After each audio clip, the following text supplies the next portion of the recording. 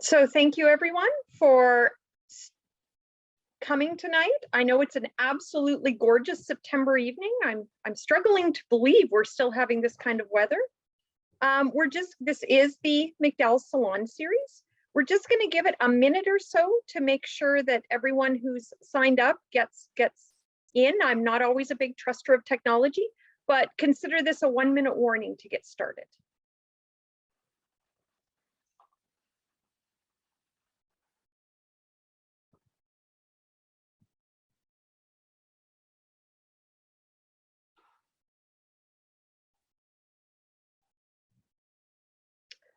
Actually looks like we're pretty steady on the number there, so maybe we'll get going, and if people come in a bit late, that'll be all right.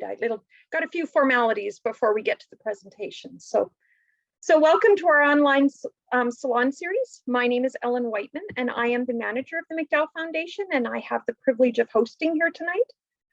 I'm so happy that you've signed on tonight to hear this presentation. I've enjoyed supporting this team for a couple of years now, and I'm really looking forward to the conversation. As you know, the foundation leads teacher-led research in the province, such as the project you're going to hear about tonight. I'd also like to welcome the faculty who have joined us from the University of Saskatchewan. We're very excited to have you with us tonight. I want to start by acknowledging that I'm on Treaty 6 territory, traditional homeland of the Cree, Saulteaux, Dene, Dakota, Lakota, Nakota, and the homeland of the Métis. Recognizing the importance of knowledge, truth, and research as key components of reconciliation, I appreciate and honor the relationship with one another that allows us to share this land and continue to work towards reconciliation.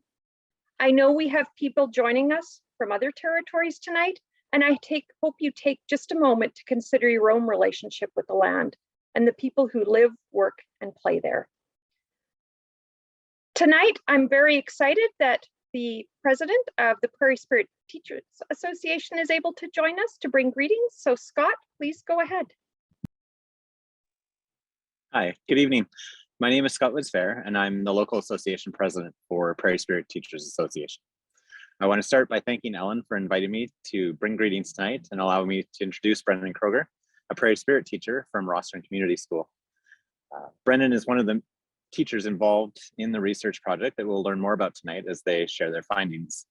Language and culture differences can make schools an intimidating environment for new students and families. So I'm excited to learn more about how teachers can be more effective in engaging students and families where English is an additional language. Tonight's McDowell sharing is just one example of the important work the McDowell Foundation makes possible for educators in Saskatchewan to research and to share their findings with other educators and stakeholders in Saskatchewan.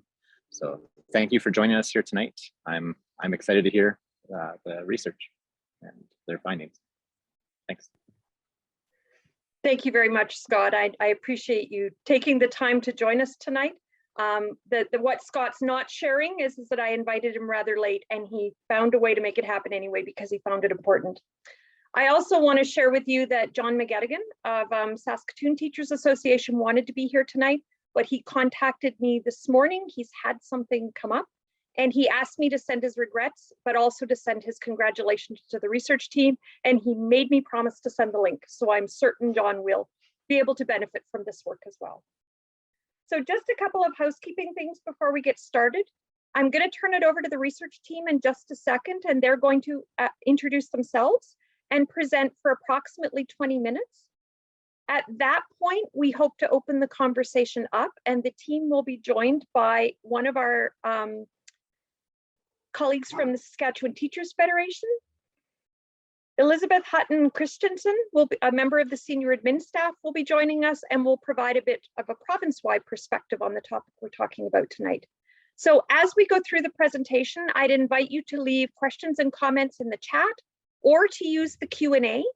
And then once the presentation is done, we'll have an opportunity to start the conversation, and we will be visiting some of the comments from the chat and from the Q&A. So if things occur to you while they're presenting, feel free to use both of those tools, but we will be waiting until the presentation is done.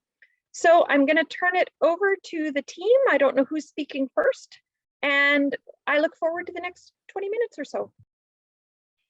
Thank you, Ellen. Let me just start by sharing my screen here.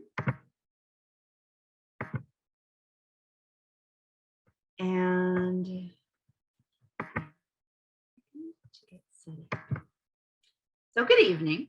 Welcome to our presentation on Partnerships of Change, Transforming Language in Three-Way Conferences for English as an Additional Language, or EAL, Student Success.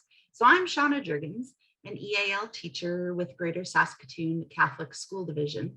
I was one of the leads on this research, as well as one of the teacher researchers. Brenden Kroeger, as mentioned, a senior science and phys ed teacher with Prairie Spirit School Division, was the other teacher researcher involved. And Brenden, would you like to give us a brief introduction? Or Yeah, like Shawna said, I've been in Prairie Spirit School Division for about 10 years now, and currently at Rostern Community School, senior phys ed and senior science are my main teaching areas. So yeah. All right, thanks, Brenden. We would also like to take this opportunity to thank our school divisions for their support in allowing us to complete this participatory action research within our school divisions. And now, Dr. Shin, would you like to introduce yourself? Thank you, Shawna. Hi, everyone. My name is Hyunjung Shin. I'm a faculty member in the Department of Curriculum Studies, College of Education at the University of Saskatchewan. I was co-project leader with Shawna on this project, but our two teacher researchers did the majority of work during the data collection period. I'm so glad to be here tonight. I'm so proud of my research team, and I just look forward to our presentation, the teacher's presentation, coming shortly after this. Thank you. Thank you. Absolutely. So we worked alongside Dr. Li as well from the U of S. Dr. Li, would you like to introduce yourself? Yeah, sure. Thank you, Shawna. My name is Zhi Li. I'm an assistant professor in the Department of Linguistics. My research is mostly about language learning and teaching, and it's great to be on this team and a very fantastic experience. I look forward to this presentation. Thank you. Thank you. And we also worked along with Shannon Storey with the University of Saskatchewan as well. Shannon? Yeah, so I'm the academic coordinator of the certificate program in TESOL, CERTESOL at the university. And of course, I work in partnership with Nadia Prokopchuk, who is my opposite number in the PDCL, the Postgrad Certificate in EAL Education, which for anybody who wants an additional qualification certificate, the PDCL is something you should seriously consider. I'm the representative for teacher training programs on the SK Teal, Saskatchewan Teal Executive Committee. Thank you, Shannon. And as well, we hired Julia and Grace as independent contractor research assistants for this data collection and dissemination process. Julia, would you like to introduce yourself? Hi, I'm Julia Dantos, and I graduated from the University of Saskatchewan with a degree of Master of Arts in Applied Linguistics. Dr. Li was my supervisor, and I work as an EA with the Greater Saskatoon Catholic School Division. And yes, I've been exposed with EAL students as well. So it's quite an interesting job. Thank you, Julia. And is Grace with us today? I'm not sure if I see Grace. All right. And we also had Grace with us. So this, first of all, this research started when Shannon, myself, and Dr. Shin were sitting on the Sask Teal Professional Growth Network, one of our meetings, and we thought, hey, we would like to do a little more research in the area of EAL in the province. I had at that point, I think I was just starting my master's degree. And we said, hey, this would be a great idea. Let's hop on board. Let's do some research. And how can we make this happen? So this research took place utilizing a Sterling McDowell Foundation grant, for which we are here tonight presenting on. So we asked 3 research questions in our study, which led to our research. These were: what needs and challenges are encountered by the EAL parents, students, and content area teachers during 3-way conferences? The second question was how do EAL parents, students, and teachers co-construct meanings and expectations regarding learning and teaching during conferences, as well as what are ways in which schools can build more constructive partnerships among EAL parents and teachers to develop linguistically and culturally responsive pedagogy to enhance EAL student success?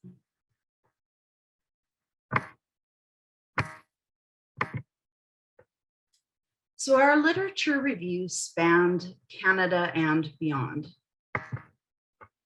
Research shows that student-led 3-way conferences are effective in creating parental engagement. So student-led conferences build stronger relationships between parents, students, and teachers. Literature finds that parental participation in conferences is essential. However, parents of all backgrounds experience barriers to participation. So some of these barriers include childcare needs and employment hours. So when families do not speak English as a first language, they face an additional set of barriers compared to families of first language English speakers. So these barriers include communication barriers due to language, parental concerns about their language abilities, lack of time for conferences based on parents' hours of work, cultural beliefs causing differing philosophies about schooling and parents, and differing expectations based on previous educational experiences. So as well, literature discusses the power imbalance in the construct of conferences, with hierarchical status given to conferences and communication between parents and teachers. So Chetham explains that parents and teachers mutually construct and maintain this power asymmetry within their interactions. So while there is some good peer-reviewed Canadian research on English as a second language family engagement as a whole, none has focused on these families in relation to student-led 3-way conferences.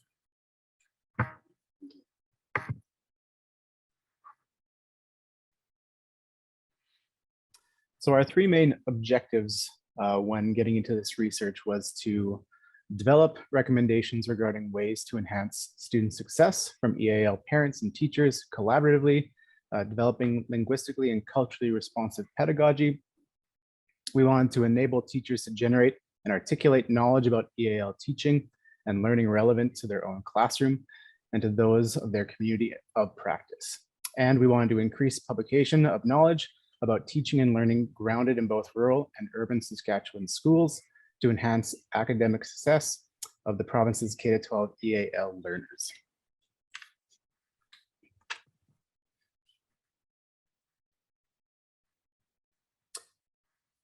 Our methodology for doing this, the initial plan was that we wanted to get focus groups with parents, with students, and then have the 3-way conferences recorded, and then have the interviews with the teachers as well.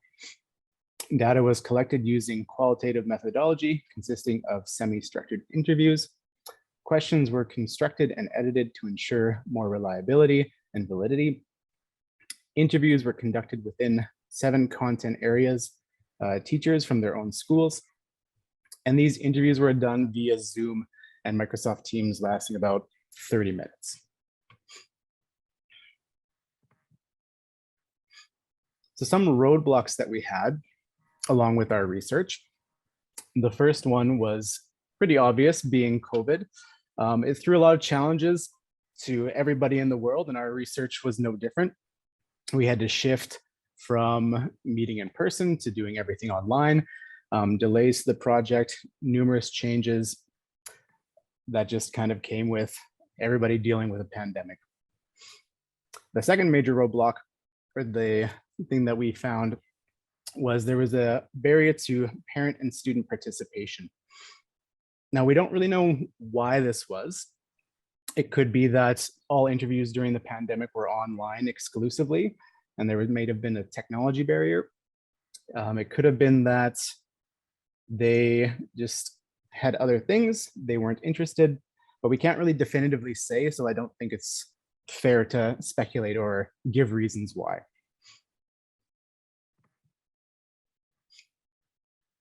So with our findings, we did have a chance to interview the teachers, and we found that teachers, the first finding was the teachers' perceived purpose of three-way conferences.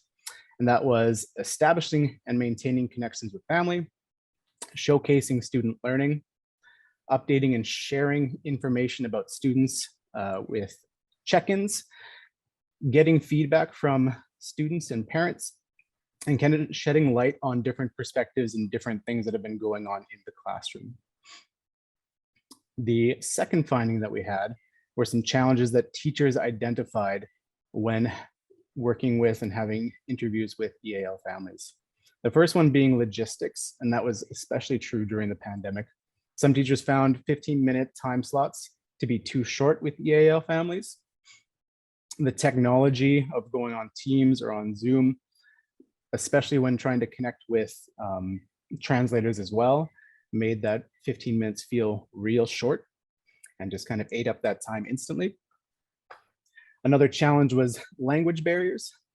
They felt out of their element when there was no verbal response or identifiable body language. The teachers didn't know if their message was getting across. And the teachers' perceived cultural difference was another main challenge.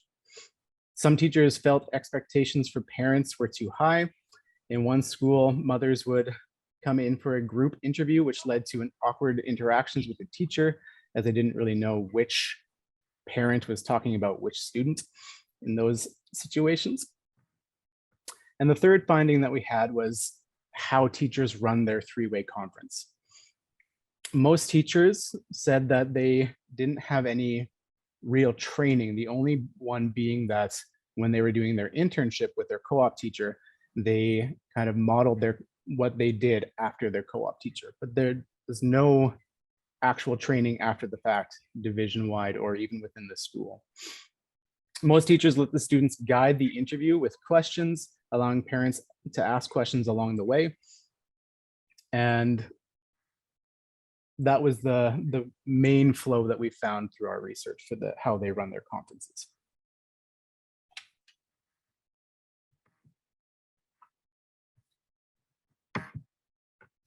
So this research finds multiple recommendations.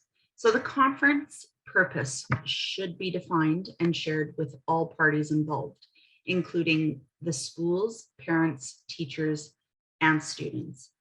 So along this line of recommendations, it would benefit the parents and families to have advanced preparation for the conferences, including how the conference will be structured. This and other literature regarding pre-conference preparation for three-way conferences seems to lack focus on preparation by parents, addressing only preparation by teachers and students. So parents' expectations and values should be integrated into conferences. So if interpretation is required, longer conference times should be organized to ensure there is adequate time. As well, research shows a power imbalance within these conferences tilted towards the teachers for a number of reasons. One reason is expectations by parents and the fact that teachers are the mediators between the parents and the education system. The parents are at a disadvantage because they don't know the system. So it doesn't matter if the teacher intends to be the power in the conference or not. It ends up being that way because the teacher knows the conference and the education system, and the parents might not.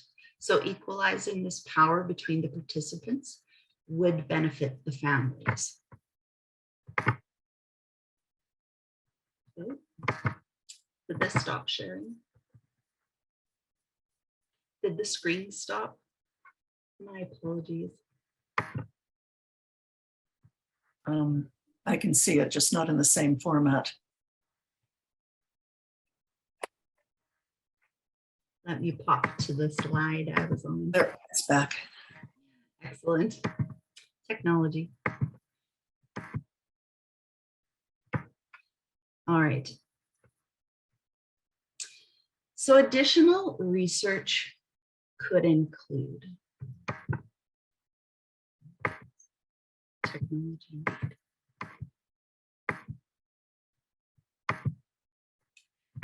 So additional research could include EAL students and parents' perceptions and perspectives on all aspects of three-way conferences in Canadian schools.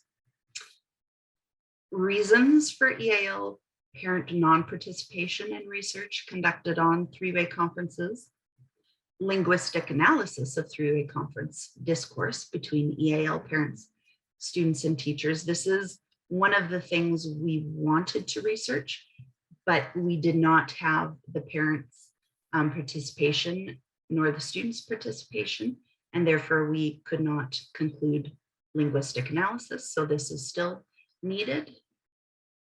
And effects of interpretation by sibling during a conference on students and parents. So those are a couple of the different areas in which research is still needed. So thank you for attending our presentation. Special thanks to the Sterling McDowell Foundation for funding this research and the team for participating as a team in this research, and our school divisions as well for their support of Brenden and I in our research. And now for questions and discussion. Should I leave the slide up or I can stop sharing?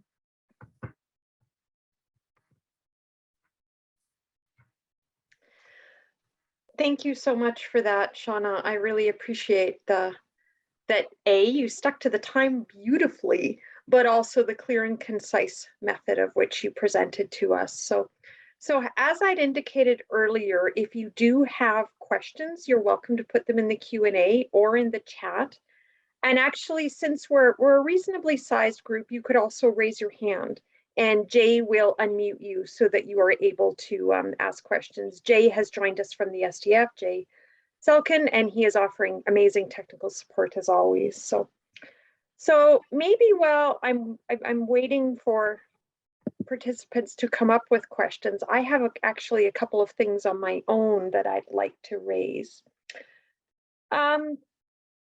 So communication between home and school has really become something that I'm seeing more in McDowell grants, and I'm seeing more in some of the research work that I do for the Federation. I'm seeing a real emphasis on the importance of that partnership between families and schools. Sometimes it's reflected in home visits, sometimes it's reflected in three-way conferencing, sometimes it's reflected in other activities. And I know this team's research really focused on three-way conferencing, but I wondered if as a team you wanted to share just a bit more about why that communication is so important and what some of those really unique things you find for EAL families, whether it be drawing specifically on the three-way conferencing or on a bit more of a broad scale. What are you finding that's really specific to EAL students and families that either provides challenges or provides opportunities in terms of that really important link between families and the schools?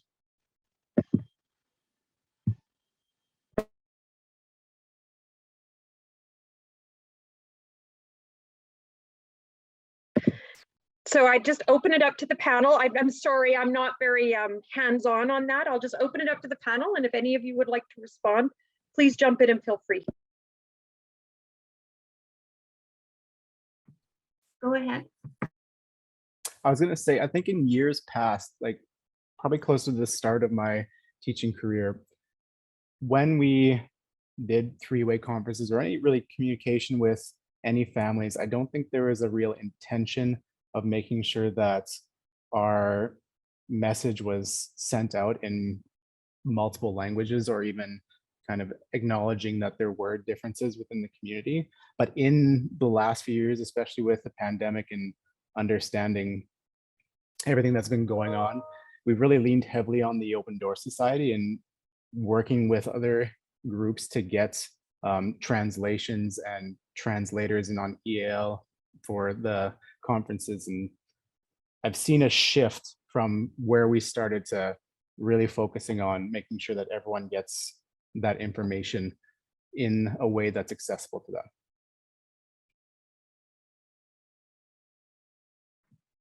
Yes, I would have to agree with Brenden in that regard. There has been the fact that we have Swiss workers, settlement support workers in schools, now and for the last many years has been an incredible benefit for our schools in bridging the gap between of interpreter needs and interpreter requests, as well as bridging the gap between settlement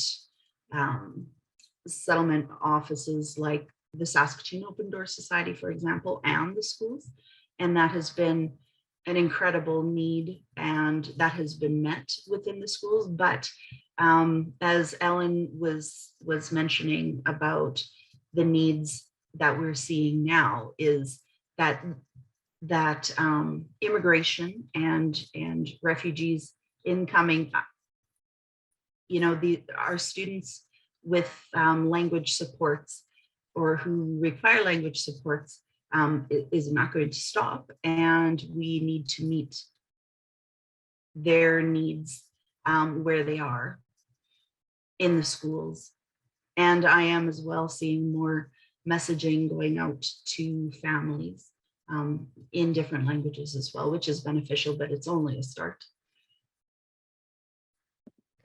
Yeah. Oh, I'm sorry. Sorry, Go go ahead. ahead, Shannon. I was going to say, I think it's very important that that we deal with that whole issue of communication, first language communication, but also increasing the range of cultural connection that goes on with those communications, because there are a lot of parents who really don't understand what we're trying to do with three-way conferences.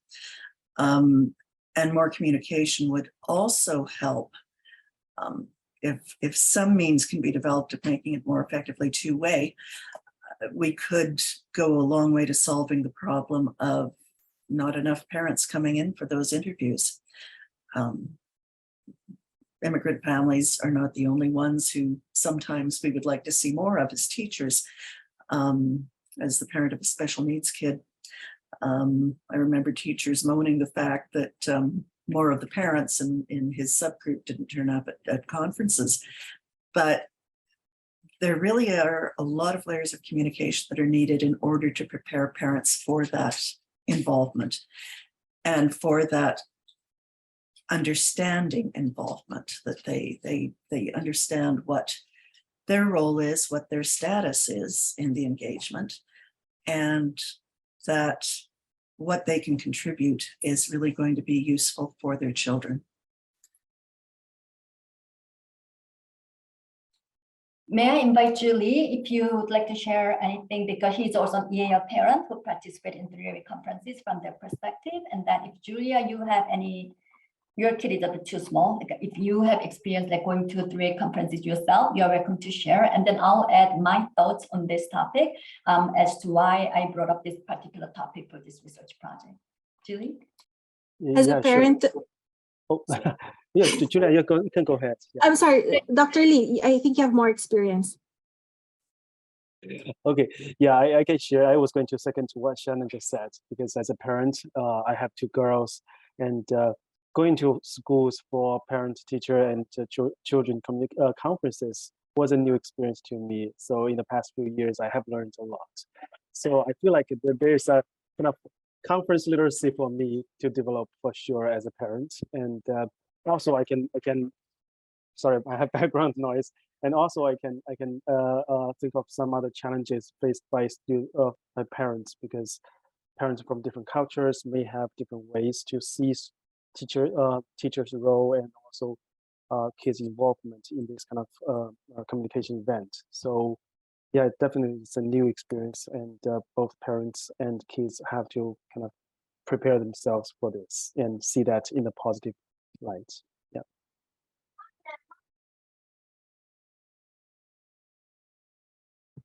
Sorry, Dr. Shin, I thought you were referring to me, Julia, Julie. So anyway, I would agree with Shannon that there should be more clarity as to what the 3-week conference is. As an EA, I've witnessed that some parents of EAL students, they don't, like, we have some refugees from Ukraine, and their language is really a barrier to connecting to the teachers. So I think there should be some kind of a mediator between the parent and the school to make sure that there is clear communication linguistically as to what the 3-week conference is, because I wouldn't be able to imagine what the refugee goes through or experiences as newcomers here in Canada. So there should be, I think, more initiative for the school or for the division to get in touch with some translators to work with the parents who are who've just moved here in Canada. So my interest in this topic started, it goes way back to when I was doing my PhD study at the University of Toronto. And for my doctoral research, I worked with Korean-born students going to Toronto high schools. And I spent quite a lot of time in Korean community in Toronto before I started my data collection to get to know the community and, you know, like kind of understanding the population. And I also spoke to some people working at the schools and school divisions, settlement workers, and those people. And I found something really interesting in that. So from the schools or, you know, settlement workers and school service providers perspective, they offer all these workshops for these parents, you know, EAL parents, and a lot of information sessions, but then not all of those sessions are very well attended, one thing. And also they were very surprised to learn that a lot of these new Korean families, newly arrived Korean parents were so knowledgeable of Canadian school system already even before they come to Toronto, because a lot of these parents already have a lot of internet cafes and, you know, they're kind of agencies, they collect a lot of information. But then also these service providers from the school side felt that there's also incorrect information because they kind of collect information through their network, right? So I kind of found that gap interesting. When I communicate with the parents and the community, they rarely refer to the information provided by schools or school divisions. Usually they do research in their network. And then from the government side, the school and school divisions, like they try to offer the best possible services, information sessions. So I was really interested in that. And when I came to Saskatoon, I heard similar stories when I communicate with people in ethnic communities, in different ethnic communities. So when, as Shawna said, when I was on SKT-EAL board, we wanted to bring in more research and grant project to the SKT-EAL board, and then I came up with this topic on 3-way conferences because of that interest, and I can share this with Shawna and then also Zhi Li, because I know he has like girls. I don't have a kid myself, so I don't have that parent perspective, but I do hear different stories from people. So when I communicate with some EAL parents, their understanding of 3-way conference is not quite similar to what I hear from teachers or from the school divisions. And I also understand that from the perspective of some new international students who come to graduate studies in the university too. Like when you first come here, you don't understand the whole system. So when you are asked to attend one specific event, you just need time to situate that particular event within the larger structure picture. And oftentimes EAL parents don't have that initially, and they are mainly drawn to that meeting through the information they were given by their children, or, you know, so I kind of found that interesting. I wanted to know what's actually going on and what kind of challenges they experience. The limitation of our study, as everybody mentioned, it was inevitable, but also we wanted to collect data from parents and students themselves, but we couldn't. We only have data from teachers. So that's a big limitation because we wanted to really know what the family, how the family feel about this. But then there's a reason to do more study on this topic. But for me, it was also interesting to hear how teachers feel about these conferences. But again, I do feel that the communication between the community and the school system, there's still a lot more room for improvement there. Thank you. I find it fascinating that many of you are teachers as well as parents and able to draw from both of those perspectives. And I appreciate the idea that communication and knowledge is just so important. I wonder if I can pull Elizabeth into the conversation a little bit though.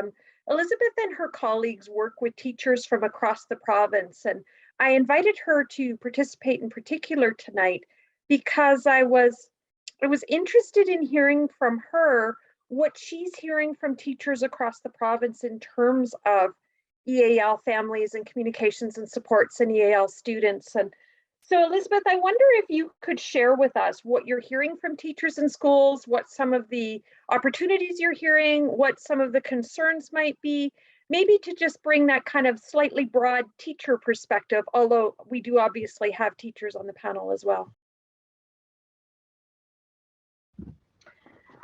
Certainly. Thank you, Ellen. Welcome, everyone. Nice to see you this evening. I think one of the things that we quite regularly across the province is the funding, resourcing, and the appropriate supports at the school level. It's very difficult for teachers who may not have training or background or knowledge to sort of work with all of the children and the families and the caregiver in the way that they want to. Many school divisions have nationally trained EAL teachers at the school level. A few have division level personnel, but that still doesn't help with the families and the children that you're working with. For those content area teachers, I think additional learning opportunities is huge, and the research that you've done is super important for those teachers because it helps guide them in knowing those pieces like processes for three-way conferences or what information you need to provide to families so that they can get the engagement with the families. So thank you very much for this, but I would suggest that what we hear from teachers is more knowledge, more training, more supports are how we engage with families.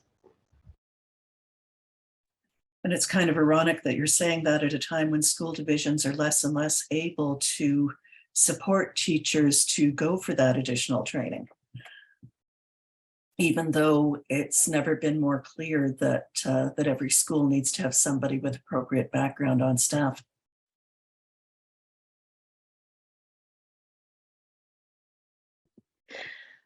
Absolutely. Thank you, Elizabeth, and thank you, Shannon, for that as well. This is one of the areas that I wondered if we were going to get to tonight, as Shawna mentioned, you know, with the increase in immigration and refugee families, and we just saw another influx this summer. I wonder how, and I don't mean to go beyond, just walk away from three-way conferencing, because that's not my intention at all. But I wonder how your recommendations support ensuring that those students have the support that they need, those students and families have the supports that they need. And I know you went through a list of broader recommendations, but I don't know if they're here. I haven't actually looked at the attendee list, but I know we did have a ministry person sign up for this event. So I guess what I'd do is I'd invite the team to share what you would say to a ministry person sitting here right now in relation to how to support EAL students and families. I'd also, just as the panel's getting ready to respond, I'd also remind anyone that if you do have questions or comments for the panel, do feel free to put them in the Q&A or in the chat.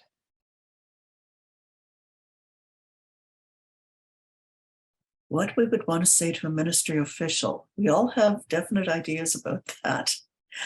One of the things we would certainly like to see would be a strong team with EAL teaching and curriculum development background back at the Ministry of Education. Like so many other things, that's been whittled away in the past few years, but it's really necessary. And the other one, of course, and I'm totally self-serving here as well as genuinely concerned, we've lost some people in the appropriately trained pool out of the teaching population in the past few years. Either they've been taken out of their EAL responsibilities and sent back to mainstream classrooms, where they're certainly useful, but it means that they're not available to support other teachers in the school the same way that they were before. Very negative development.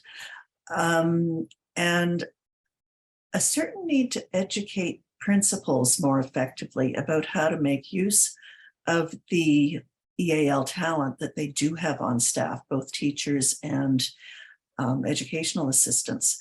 Some principals are extremely good at utilizing those resources in the best interests of the children. Others have trouble figuring out why and how to prioritize it. And I think orientation of principals is something that would never go amiss.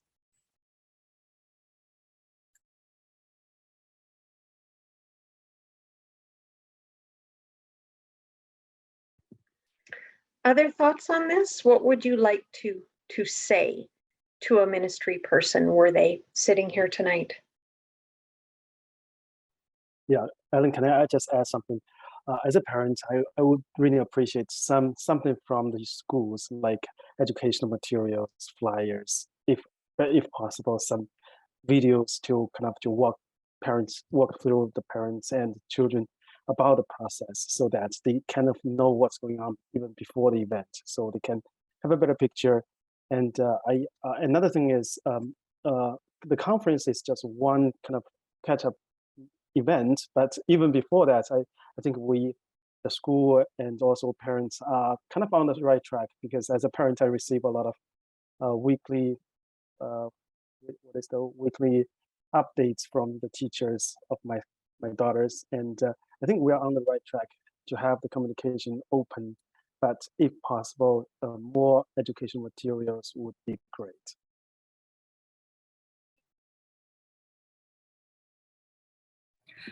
Kind of on the same theme, I'm just going to show you two resolutions that have been passed at this year's STF Council. I'll paste them into the chat box if anybody wants to open that up.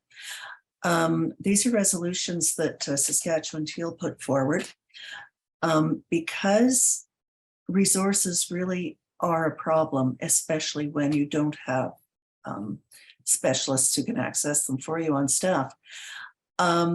And the resolution that council passed is that the STF shall lobby the ministry to state means of demonstrating learning outcomes, suggest activities, and list resources in curriculum documents. Curriculum documents seem to be getting shorter and shorter these days. And when you're working with teachers in every subject area who have EAL learners integrated into their classes, whether there's an EAL specialist in the school or not, you can't leave all the English language learning to the pull-out time. And if there's no pull-out time, you certainly can't. Teachers need support in figuring out how to teach content in ways that don't require a B2.2 language level. And so putting it in the curriculum documents is one important step, which is why we need a strong team at the ministry. The other thing is exactly what you're talking about, Zhi. Be it resolved that the STF lobby the ministry to provide a comprehensive database of first language and dual language first language resources for curricular support. And this is something that parents would be able to work with their children on in using. So it benefits the child both in the classroom, but also, you know, when you go home and you need your dad to help with math, give the parents some way of knowing where it is that you're going. And for that, they need dual language resources.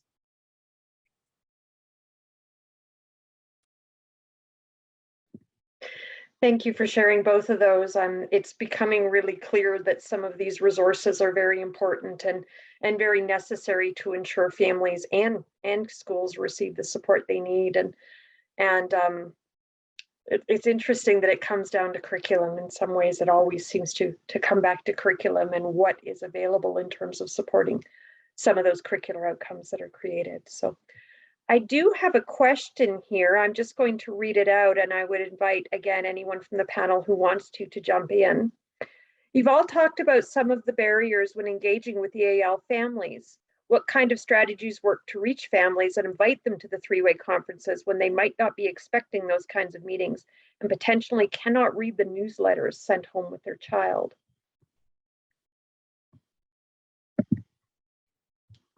I can speak on that for at least our school.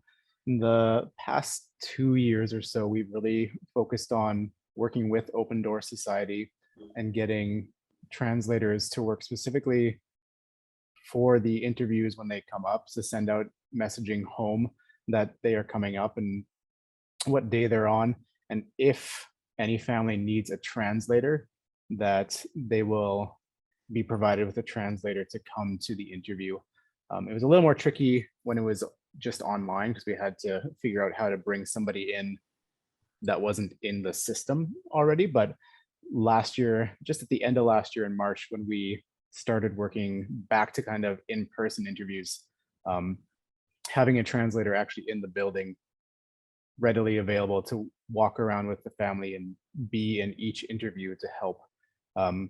We saw more engagement and an uptake of parents when the messaging home was sent in their language and was able to be translated, and then a translator coming to the interview.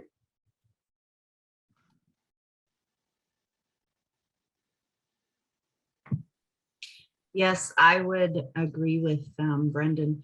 And not all of our families will need an interpreter or will want an outside interpreter into their three-way conferences, but we do provide the ability to get an interpreter through the Swiss program.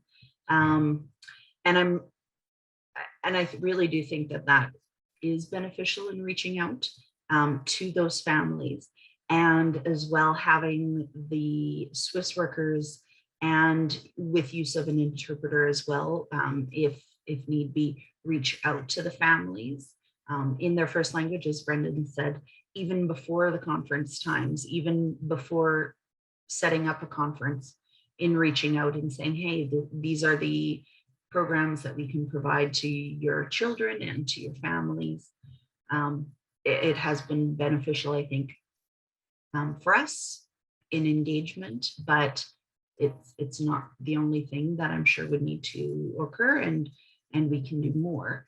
As mentioned in the presentation, in the creation, I think, in some regard of information sessions for parents, for conferences, and not just conferences, in how to engage schools if parents aren't used to the process in any way, not just the three-way conferences, but in school engagement as well. I think it would be beneficial, and to prepare teachers in the fact that some families might not reach out, and there are different cultural backgrounds involved with our families, of course, and different points of view and ways of knowing that they bring to the schools themselves.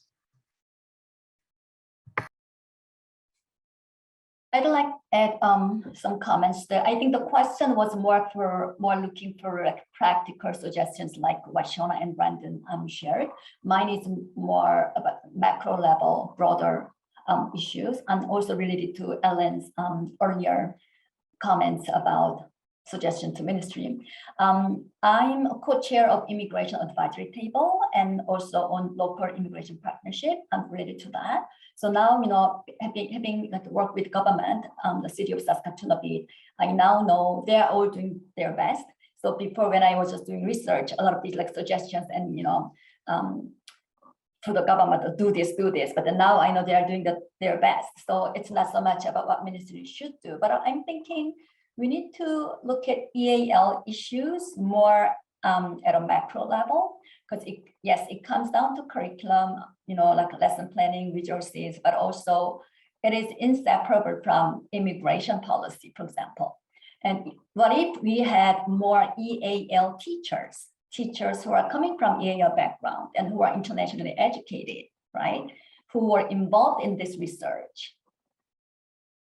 Probably we had more family participation in our research. I'm pretty sure. I don't have data to back up, but my experience in the field, it's always like, even when I do my research, like, yes, we say we can, put this recruitment letter on the, bulletin board and things like that. People rarely respond to those things. Those official channels, you don't really get a lot of responses. And I now have sort of like gut feeling and know how to get more participation through communities. And snowballing is also very effective that way.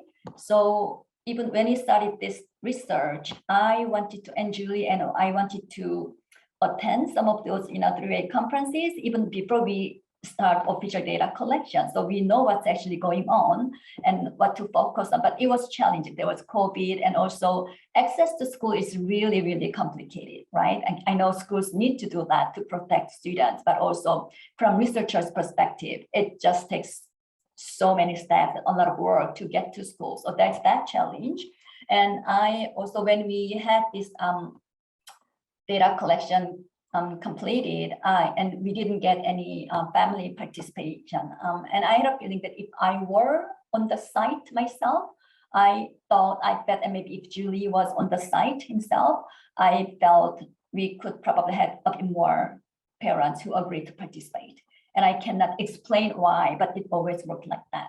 And so if schools have more teachers who are coming from that background, that communication barrier may be much reduced. And hiring more teachers from that background, I hear one hurdle in terms of employment perspective is that you need to have Canadian experiences, right? And a lot of these internationally educated teachers do not have that.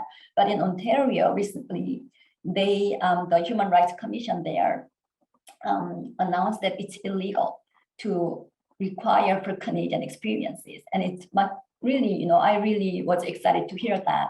And here in Saskatoon, the local immigration partnership now would like to take some actions related to that as well. Because like when you move to a new country, you need to have a job to gain that Canadian experience, but you cannot get a job because you don't have the Canadian experiences. So this has been a huge problem in employment sector for several decades. Now with this move in Ontario, I would love to see Saskatchewan doing something like that. If the Ministry of Education and some other sectors and school divisions can work together to make it easier for internationally educated teachers to join the teaching staff in schools, either starting as an EA first, and it can be additional contribution to the workforce in school system as well. So we need to look at that macro level policy as well. Yeah, and interestingly, we actually have something that's more responsive to that in the adult sector. There's a system of prior learning assessment in place for all of the 3 organizations across the country that handle teacher accreditation for working in adult ESL programs. TESOL Canada doesn't require Canadian experience for accreditation at all, and TESOL Saskatchewan and TESOL Ontario both have provisions that will allow the teacher candidate to do a Canadian practicum in association with one of our settlement agencies or academic purposes programs, which actually works really well for their agenda too, because they know that it's important to have students who are teachers who have experienced all the challenges that newcomers face in front of the classroom. In K-12, we've actually stepped backwards in the last couple of years. At the University of Saskatchewan, we went through a fair amount of effort to establish a certification program for internationally trained teachers, which wasn't as complete a solution as Hyunjung's described, but was still important in terms of making sure that credentials would not be a valid objection to anybody hiring a good teacher who happened to train overseas. Because of fiscal pressures, that program is no longer able to offer courses frequently enough to do people much good. When you're coming into a new country, you do not want to have to wait around for 5 years for a few courses that will enable you to work in your own profession. But that's the situation we're in now. And again, it goes back to funding and financial models. And the province has some responsibility for that, but also a panicked university budgeting office has some responsibility for that too. Somehow we have to convince society that this is something we need to be investing in. The silly thing is, in the long run, it pays off. Newcomers are much touted as the basis of economic growth. And in order for them to contribute to that in the way that provincial budget officers would like to see them contribute, you've got to have the resources in place to make sure that we can get the teachers in place and all the other supports that we need. So we want what Hyunjung's described, but we've taken a step backwards. We can move forward as well. And I also, in terms of the credential transfer, one story I heard is that some people, they don't have the system in their home country to directly forward their credential to Canada. So sometimes they even have the physical copy of their, certificates and everything, but their home doesn't have that infrastructure to, send that directly from the home institution to here. So something like that may be considered here. And Julia also direct messaged me, and I have her permission to share this with the audience because she said she doesn't know how to say it, so she allowed me to be her voice. She said, "Thank you for being the voice of internationally educated teachers like me. I've applied for a teaching certification, but I haven't heard from the SPTRB, Saskatchewan Professional Teachers Regulatory Board. I don't know of anyone, or I haven't met anybody who is an internationally educated teacher. So I'll keep in touch with you. I have so much to share." So maybe if you feel more comfortable now sharing your experience, Julia, feel free. But I also know a lot of people like Julia, who has teaching experiences back home. They even have graduate degree here in Canada, but still they don't get the job and they don't know how. And as she said, especially in Saskatoon compared to Toronto, you don't see many people like you, right? So when I was doing my doctoral study at U of T, Toronto, we even offered at OEG a separate teaching practicum for internationally educated teacher candidates because the number was high, so they could provide even that type of training because internationally educated teacher candidates sometimes do not get as positive evaluation on their teaching practicum on site because they still don't know the system, right? It's their first time to teach in Canadian schools. So we had a special training, separate track for preparing those teacher candidates to be successful in their teaching practicum in Ontario school system. In Saskatchewan, we are nowhere near to that, which is not a fault of anybody, but that's where we are in terms of the history of immigration and population size and everything. But it is time for us to take actions. Julia, before we move on to the next topic with Ellen, if you have any story to share from your experiences. If you don't have to. But so I applied for a teaching certification here, but I have so many questions in my mind because I feel like there's very few of us here, or I actually said I don't know anybody who is an internationally educated teacher here in Saskatchewan. So it would be really nice if I would get in touch with those kind of teachers so we can sort of like share and help each other how to contribute to the system or to the school divisions. And I think that we can potentially how do I say, contribute to how we can communicate to immigrants and to newcomers, because I am an immigrant myself. So, you know, I know how I don't know 100%, but I know how it feels, you know, to be in a new country and to start anew and to be in this totally new system. So I think that's one of the things that internationally educated teachers can contribute to the school divisions or to the system in general. So if there could be like an organization, a small organization of internationally educated teachers, that would be really helpful. Even support network will be great. Or perhaps a professional growth network? And through the Can- SPF? Yeah, or STF or even Saskatoon TAL, would you be interested in, you know, building some support network or support system for international educated teachers? We can Really definitely awesome. talk about it at our next Really board awesome. meeting. Yeah, I could see Nadia Prokopchuk getting her energy behind figuring out the contacts for something like that. I know that there are a few really good internationally educated teachers who were happy teaching elementary or high school, who ended up going into the adult system because they didn't have to do nearly as much to qualify. All they needed was to have some solid TESOL background, and once they had that, I know a couple who've been teaching at, well, I know people at every LINK program in the city who fall into that category. K-12 in their home countries, adult educators here. And it's not that they don't find the work satisfying, but it's unfair in a few ways. For one thing, they don't get paid as well, and they don't get the benefits at most adult education language teaching contexts. And yet these are people who are really good at what they do. But a lot of them miss the kids too. And they certainly miss the pension plan that they'd be getting if they were teaching as STF members. So for the K-12 sector, if the ministry and the schools and school divisions and even, you know, STF or any teachers association can work together to find a way to make it easier for some of these qualified and competent teachers from internationally educated background or from EAL background to get their foot in the employment system in schools here, that would be awesome.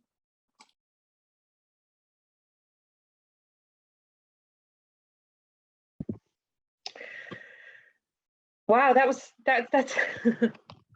I have no response to that, but thank you for sharing that. And I think that's an important conversation that needs to continue. And I'm excited to hear a professional growth network already start to pick it up. My experience from the foundation is professional growth networks are amazing places for these kind of conversations to take hold. And I think that only good things could come from that. I do want to pull us back just a little bit though. So clearly what I'm hearing is one of the real benefits for EAL families and students would be more internationally trained teachers, or I'm going to say maybe more teachers that look and sound like them, teachers that would understand that kind of cultural difference of coming from another country and integrating into a new system. I'm curious though, and you did touch on this in some of your presentation, but what, and you know, and I'm going to add, so we've already talked about translators and the importance of having things translated into other languages, but the little bit of research that I have done, and it's minimal, talks as well though about some of those cultural nuances and different understandings of school and different understandings of education and different understandings even of teacher. And I'm wondering how your research, either with this work or more broadly, has touched on some of those kinds of complexities as part of that communication as well. So what are some of the things you might offer to some of the teachers that I know are on our attendance list tonight and we'll be listening to it. What are some other kind of tips and tricks you can offer? Either things they can implement right away or things that we can work towards as a professional community that would benefit EAL families and their students, and honestly, the teachers that are working with them as well.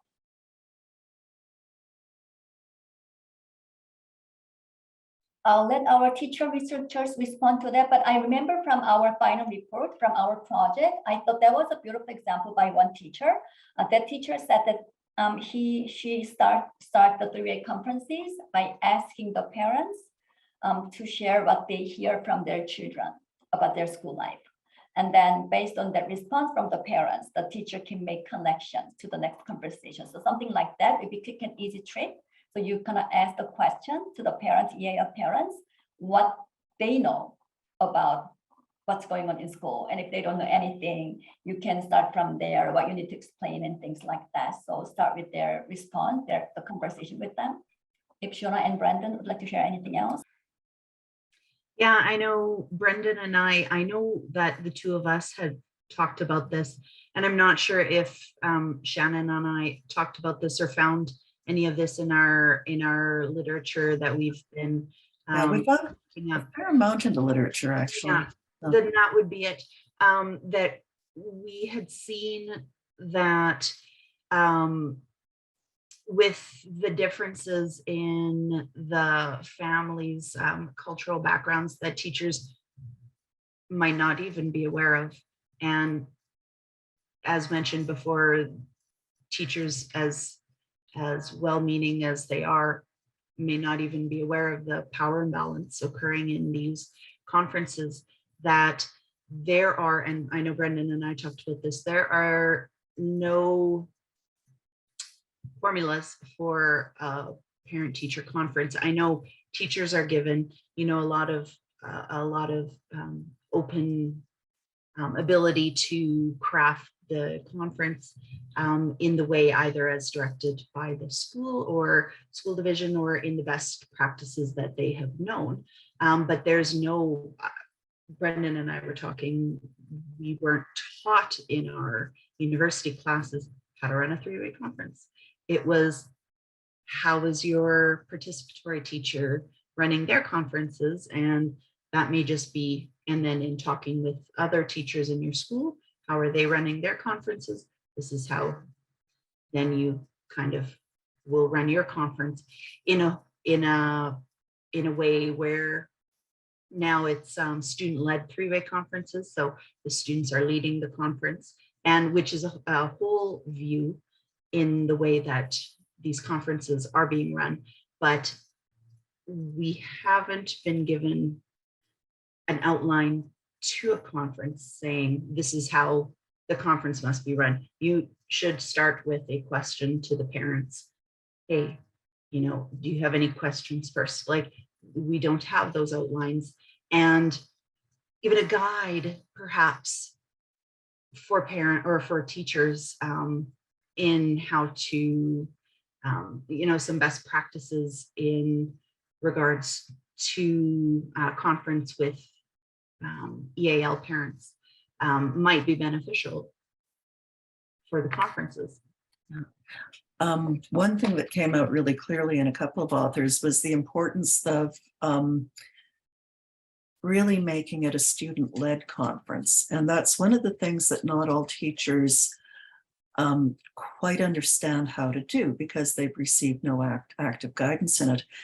But where it did happen, the particular study I'm thinking of found that parents were doubtful at first when they were told that the child would be leading, because they assumed that the child would really skim over all their weaknesses and make everything sound great. And in fact, they found that the students were very honest and sometimes harder on themselves than the teacher would have been about things they need to work on. And they ended up being very impressed. But in those cases, the teacher and the student and the parent had all received preparation for the experience. And that's something that we tend to do in a really lopsided way.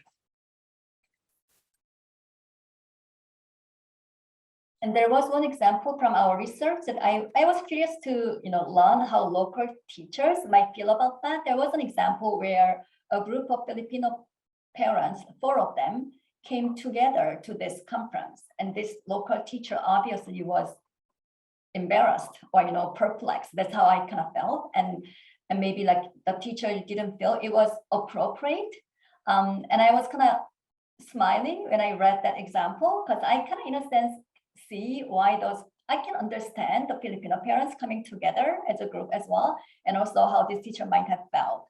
And something like that could be one specific example where we can probably have a quick conversation now, how to respond to that. So if you are a teacher, you had like Brenden, for example, you had a meeting and there's 4 parents coming together, how would you feel and how would you respond to that? Well, I can say, yeah. I was just kind of piggybacking off of that with the idea that when teachers have these conferences with parents, their perceived notion of something being an awkward situation or lack of body language or things like that, being that the interview didn't go very well or things like that, just keeping in mind maybe for the teacher perspective that we need to be a little bit more reflective and a little bit more open to different types of social interactions with those things.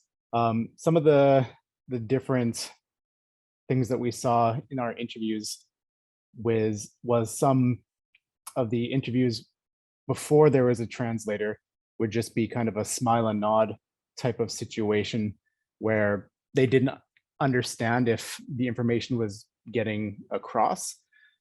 Sometimes they had their own, the student themselves be the translator for what was happening, and the teacher didn't know if the correct message was being kind of translated through. But I think that the key of having the student-led part with the discussion starting and the focus on the students kind of being the conduit of everything. It is an interview for that student to begin with. So I think that is the key to that. I was just thinking, if I were the local teacher and kind of didn't feel it's culturally appropriate for parents to come together, maybe I would just ask the parents, like, do you feel comfortable, right? Like sharing this information as a group kind of thing, to make sure that we are on the same page and you don't need to feel shy to ask the questions, that being afraid that you might interrupt the cultural, norm or something. But that's how I feel. But I don't know, like I don't think in every single situation the teachers in local schools have to go along with what the family do, right? If you feel there's something inappropriate, it's also important for you to communicate that with the family so they know the system, they understand the system. So I've seen sometimes even international students, not often, but when I have office hour with the students and then they come with a friend, right? And I understand maybe emotionally they need that backup and they don't mind sharing that information. Anyway, after the office hour, they talk about everything together probably. So like if they're comfortable, I do the meeting with them, but also as a teacher, if you feel it's kind of more private information, I don't think teachers need to feel shy to clarify that with the parents. But Julia, since you're from the Filipino community, do you have any quick comments on that? Like the group for parents coming together to meeting with teacher, is it more cultural practices or unique to these individuals? I would agree with you. It's more of like an emotional support. So like having them with you, you feel like probably you're stronger or more confident. So we have that kind of culture.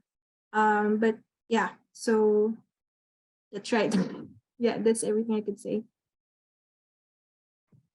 So then I believe that we would need more cultural understanding, because it does appear in our research that there is cultural disconnect, even in speaking with the teachers and not even having that parent perspective, but in just speaking with the teachers, we can see the cultural disconnect that has occurred.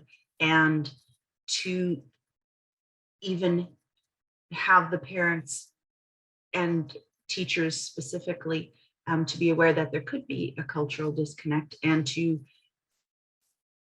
try to bridge that gap. And I do believe, as well as the findings show, that we do need to reach out to parents and to prepare them, because do the parents even know these are three-way conferences? We call them three-way conferences or student-led conferences. Do our parents understand what that means?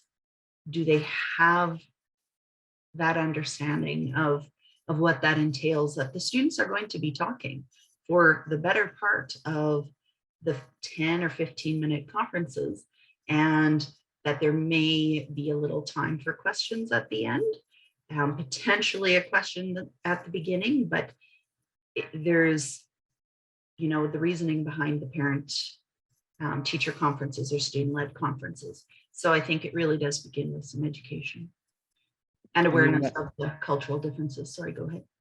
And even as I was preparing for this today, I was looking at our schedule, and our conferences are just called learning conferences. So they're not really, even for our school individually, they're not called three-way conferences. So is the expectation that the student comes? It's not really communicated. So just having that clear communication just right at the start would be very beneficial. Elizabeth, I know you're having some technical problems, but I'm wondering if I can invite you to jump in here, because I'm kind of curious, and I don't know if you'll know this, so I apologize for putting you on the spot. But do you think that the teachers in the province have the training and support to do some of these things? Like, what could we be offering to our teachers to ensure that they have the training and support to be able to support three-way conferences in good ways? Because I don't believe it's lack of desire. I'm curious as to what you see as some of the barriers for teachers to be able to do some of this. Well, because they're through school divisions and schools as part of the practice, we don't necessarily have a large role in that now as the Federation. I can speak to my experience as an in-school principal, as well as a classroom teacher and a student support teacher. And it might have been Brenden who said it earlier, that nobody's taught how to do them. You're just told that you're having them, and then people show up and you really don't have any idea what you're doing. And I would concur with that. I arrived here from another country and as a teacher with other experiences, and I had to do three-way conferences my first year and had no idea. So I think if there is a process at the school level for supporting teachers in learning how to build the portfolios that children use when they present, or a little bit of a conversation starter for script, not a full script, but here are some of the things that you might talk about. Here are some of the things you might invite the child to say. Those kinds of things, if those could be built at the school level, then teachers would have a chance to know what they were coming into in practice. It would also enable them to communicate that information out to their families and caregivers better, thereby drawing the families in, not feeling like they were coming in lost either. I think even if it could, to kind of take on that, if it could be built into a classroom almost assignment for each student to kind of highlight their strengths and their weaknesses of what they think they are, kind of that student efficacy of how they are as a learner, with the intent that part of the homework is to go home to the parent to know that on this day we're going to talk about this together as a group. That could be a way to bridge that gap and start that thinking. I would just like to add that I know in my personal experience in the schools that I've been in, they have many teachers have that outline. You know, what are your strengths? What are your weaknesses? Of course, I teach in the elementary schools. What are your strengths? What are your weaknesses? Take your portfolio home, share it with your parents. You will be sharing it at the conference. But I'm not sure if it goes further than that. If there is also a letter that would go home to parents explaining how the process works, or if there is more of an explanation, or if there's even a knowledge that there should potentially be more of an explanation as well.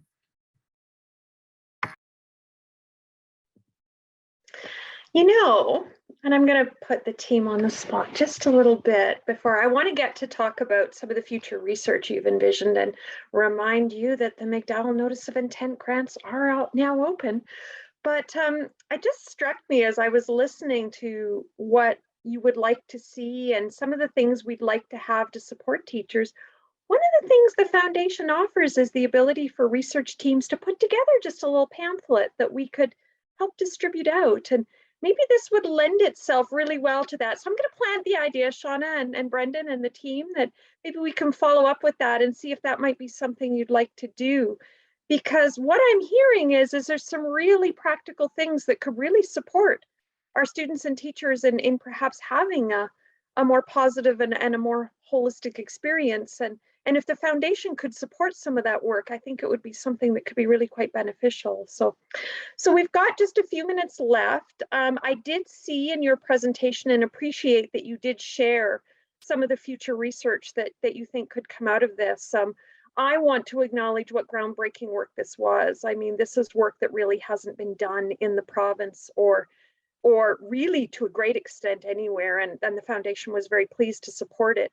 I also know you weren't able to follow through on everything that you wanted to do, in part because of COVID, in part because of other things. So just in a couple of minutes, I'd like to leave a couple of minutes to close, but just in a few minutes, could you share with us what some of the future research you would like to see done in this area, and maybe keep in mind that our application process for grants is open.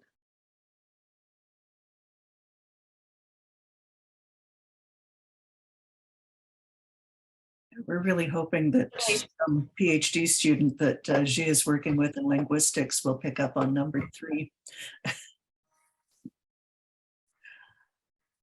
Or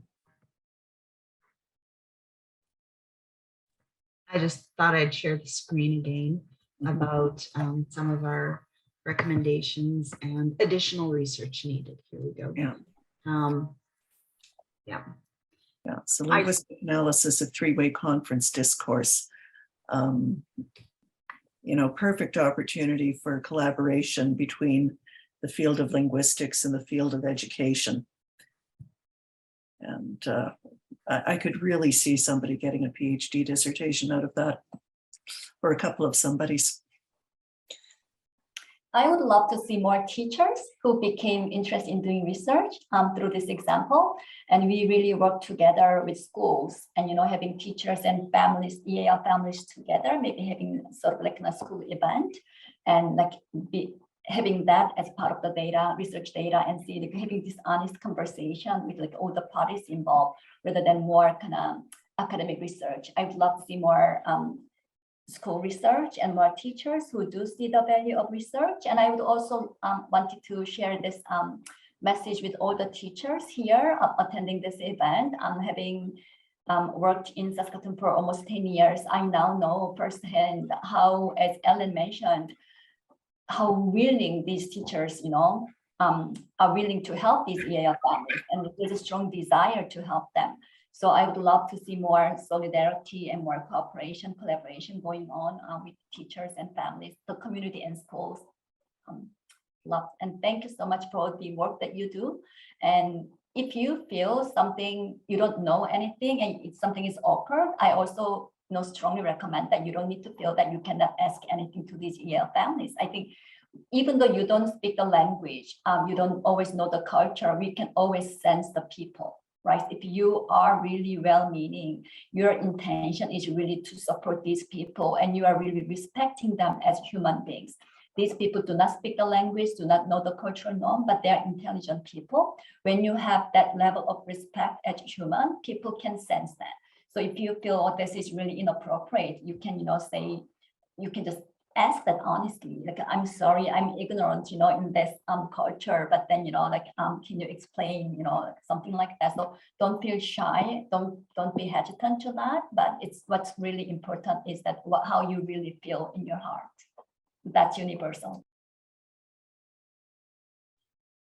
I think the glaring thing that we missed from this was the parent and student perspective on this whole thing. And I think that would be if more research would to go into this, be really digging in to try to get those perspectives, because we teach for the students, we teach for the families, and to not hear their voice really kind of, it diminishes what we're looking for. So I think that's the next step. And that means really building that sense of partnership with the families. Because if that sense of partnership existed, it probably would have been easier to get them engaged. As it was, there were families that were actually reluctant to come for their interviews. When they were invited to participate in the research, they had to be assured that no, if they said no, that was it. So there's a lot of cultural learning and a lot of trust building. And like as we said in the findings of it, there was refusal of the parents to participate in conferences and also this research. And then I'd love to see why, right? And I'd love to see any teachers and schools who'd like to really investigate that. And I have some thoughts at my end, but also there might be some other reasons. Why do people don't show up at these conferences and they do not want to participate in research? Something like that would be a great topic for the next step. Interesting. Thank you for sharing that. And I can't help but go back and think about some of the partnerships that you've talked about that are working in schools, the relationship with Open Doors. I mean, we've had other projects that have worked closely with Open Doors, you know, the relationship with the faculty and with the families and the schools, and thinking about how do we build those partnerships in those communities so that research doesn't become something that's scary and something that becomes off-putting, but rather something that can be celebrated. And really that's one of the points of the McDowell Foundation is thinking about how can we support and encourage teachers primarily, but anyone involved in education who has a great idea, who wants to be part of the solution in being able to explore that work.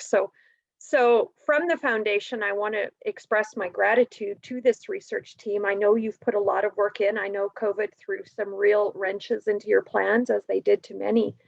But I've been very pleased and very impressed with how you've been able to work and follow through and do the work that you've done. And I know, talking to Shawna, that you were all disappointed that the third element didn't get dealt with. So I do hope at some point that there can be some work that does continue that research that brings the voice of students and families alongside the voices of teachers, because I think that's when really amazing things happen, is when groups can come together and build those kinds of trusting relationships that allow that to happen. So I do want to be respectful of people's time. I do see we're closing in on 8:30. So I want to thank you for taking the time to join us tonight. Thank you to the participants, to the panelists who were able to share your experience and your research and your knowledge. The research team, the faculty who were part of the team but also supported them. Thank you to Julia for your bravery in sharing your story and sharing your experience as part of the process. We appreciate the vulnerability that you showed. Thank you to Elizabeth for being a fantastic colleague and willing to step in and provide that broader perspective, and being understanding when I throw questions her way that are more specific, but she's always comes up with some really great responses. I think it's always important to recognize that we come from a place of wanting to support teachers and parents and families. And it's important that we're able to step back a little and go, how does this fit within the broader system? And Elizabeth is so good at doing that. So the mission of the McDowell Foundation is enriching teaching and learning by supporting professionally led research. And it's really important to us at the foundation that research is teacher-led and teacher-supported. Teachers are the profession, and it's important that their professional voice is heard and recognized. We're pleased to have been able to provide space for these conversations tonight, and hope they continue. And hearing that the faculty talk and the teachers talk, I suspect this is going to continue in exciting ways. I want to thank Shawna, Brenden, Hyunjung. Now I'm going to go first names.